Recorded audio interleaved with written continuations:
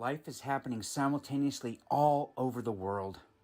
If we could zoom out and view the world from the perspective of one of the many thousands of satellites orbiting the Earth, we would, at any given moment, have an opportunity to experience everyday miracles.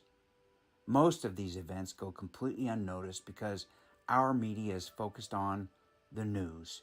And what do we know about the news? Well, unfortunately, the news most people tune into is the dramatic, the catastrophic, the spectacular. However, as I expressed, there are newsworthy events happening all across the globe every single day. This story is a true story, inspired by my granddaughter's love of true stories and the escapades of an unselfish magician. There's a park outside Milwaukee, Wisconsin, in a little town called Thanesville. It's the place where our unselfish magician often goes to perform in an attempt to accomplish two very important things. First, to put a smile on the faces of those who otherwise might not smile without his presence. Second, to drum up business to support his family and the gift of an unexpected grandchild, now being raised as his own. I don't need to tell anyone here just how expensive babies can be. I also don't need to tell anyone here just how rewarding they are. Nonetheless, in order to properly take care of those we love, most of us engage in some kind of work.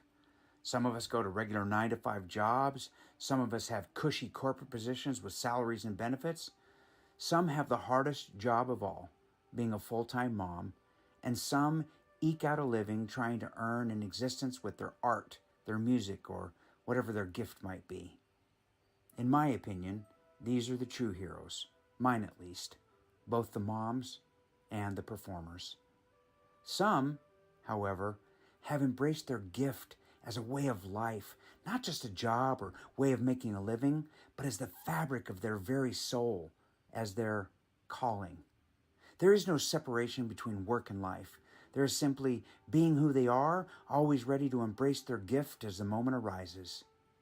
As a way of honoring the gift they believed was placed in their heart before they ever took their first breath or discovered at an early age, they also embrace their desire to take care of their families by actively embracing their gift as their chosen work. Their gift is often sacred to both them and their existence. There's no separating them from their work. Their work is their gift, and their gift is their work. If just last week we had zoomed in on Thanesville, Wisconsin, from one of those mighty satellites, we would have seen a magician in the park, busking for passersby and drumming up future business at performances and parties. In the park, just far enough away from where the performances take place, there is a bench known to the magician and now all of you as the Bench of Despair. This is the place where those with heavy burdens sit and contemplate the difficulties of life, turned away from the magic and enveloped by the challenges they face with little to no hope for the future.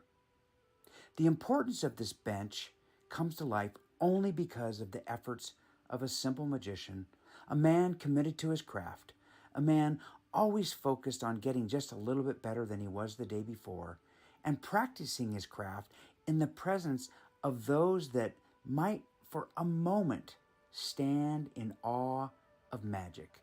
Not sleight of hand, not an illusion, but real magic. The magic of connection.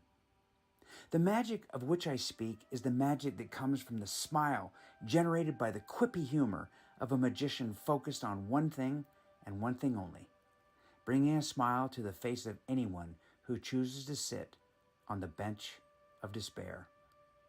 On the day in question, there was one woman who seemed to be in the throes of despair, and our unselfish magician had to break out some of his very best material to even generate the slightest semblance of a smile at the corner of the mouth of the one that sat almost unaffected by the words and wit of a noble magician.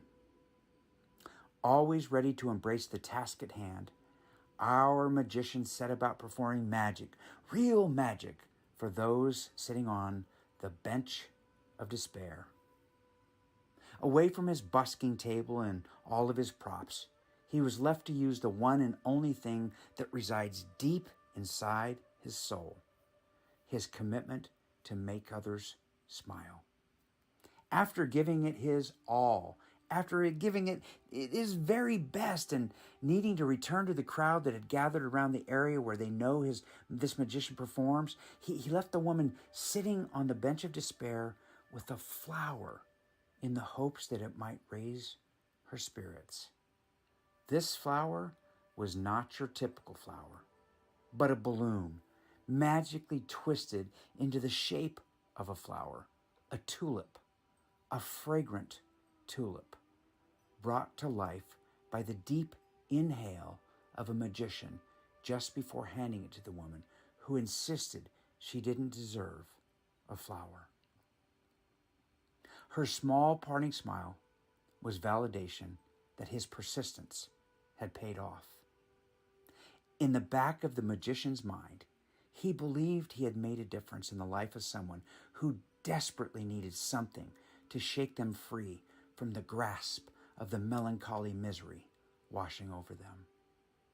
The next week, our unselfish magician returned to the same place where he performs, putting smiles on the faces of children and now adults alike. You see, the woman, who we now know as Susan, because the magician was thoughtful enough to ask her name, the same woman who once sat on the bench of despair was now seated where she could openly engage with the magician and sing his praises by stating, "I enjoyed him so much, I came back." In life, we never know just how much of a difference we might make in the life of someone who is simply hanging on. Sometimes, something as simple as a smile or a kind word offered, or going intentionally out of your way to turn a frown upside down, can be the difference between despair and a desire to feel a sense of belonging again. Never underestimate the difference you make or how much your intentional act of kindness matters. And also know you don't need to be a magician to practice real magic. Kindness is free. Spread that stuff everywhere. The magician in this story is none other than our very own DJ Ellert, aka Loco Gringo, the unselfish magician. This story was created to honor his commitment to both his craft and the audiences he serves by openly sharing his gift. It was also crafted to honor my granddaughter. I am grateful to call DJ my friend. Oh, and by the way, this was Bobby Kountz, the Earth Artist. Thanks for listening.